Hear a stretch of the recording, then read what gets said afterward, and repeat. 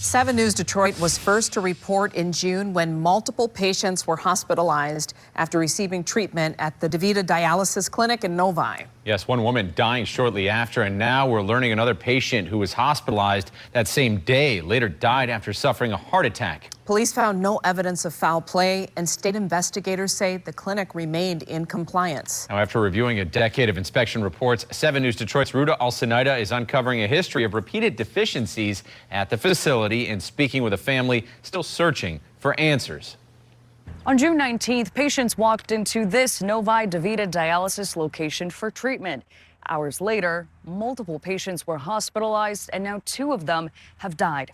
DaVita Dialysis says that patient safety is their #1 priority, but the families of those who have passed away say they'd like to see stricter state and federal regulations. He loved us like his own. He gave us 2 beautiful sisters. I honestly owe him a lot. Zachary McIntosh Young remembers his stepfather, Leon Jr. Hinton, with the utmost fondness. He says Leon was the heart of their blended family. But even larger-than-life figures struggle with health issues. And a few years ago, Leon developed kidney disease and began regular dialysis treatments. At first, I think it started off as twice a week, but in the last 2 years, it was 3 days a week. According to his family, on June 19th, he went in as scheduled to his dialysis treatment at the DaVita Novi location. But just a few hours after his appointment, he suffered a heart attack at his family home. Zachary got the call from his frantic mother and raced to the ICU. I left work. It was probably about 15 minutes away. I got there in 5. When I first reported the DaVita hospitalizations and 1 death in June, Leon was included in those figures. He remained hospitalized until his passing weeks later. So he remained in the ICU. Did he ever speak again? He did say home. What do you think he meant by that? I don't know. Hopefully he wanted to come home, but a part of me thinks that he knew what was going on.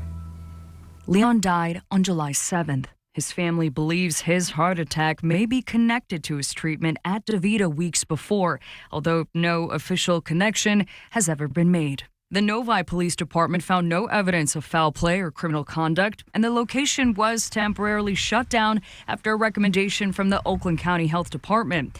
The facility was then investigated by the Michigan Department of Health and Human Services in conjunction with the Department of Licensing and Regulatory Affairs. Public health staff did not find significant breaches, and the location was reopened days later. We were hoping that at least something could have at least given a hint of what happened or what could have gone wrong.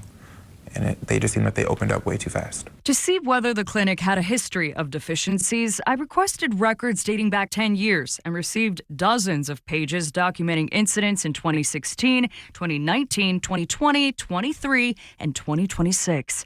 State records show inspectors repeatedly cited sanitation, maintenance, and infection control problems over the past decade. The documents describe dirty treatment areas, improperly labeled medication vials, unsanitary water room equipment, leaks, and other maintenance issues. Dialysis centers in Michigan are regulated by both the state through Laura and the Centers for Medicare and Medicaid Services, or CMS. If it's the same problem repeating itself, that would be an issue. Just 1 day before Leon's death on July 6th and weeks after the hospitalizations and first death, I found MDHHS conducted yet another survey at the location, triggered by 6 separate complaints.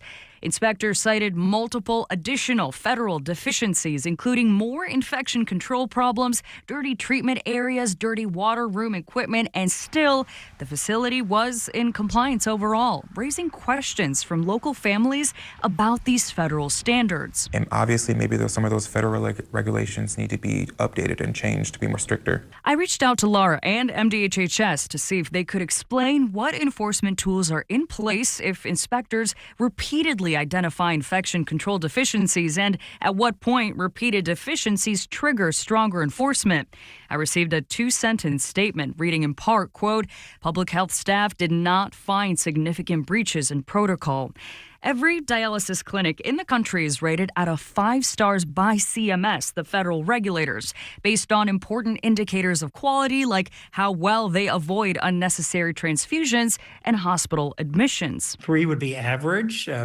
4 and 5 would obviously be progressively great, and 1 to 2 would be problematic. DaVita's Novi location has a 2 out of 5-star quality rating. I feel like things need to go into deeper investigations, especially like the sanitations, fluids. In a statement, DaVita said in part, quote, "People receiving dialysis are among the most medically vulnerable patients in healthcare, often managing multiple serious chronic conditions."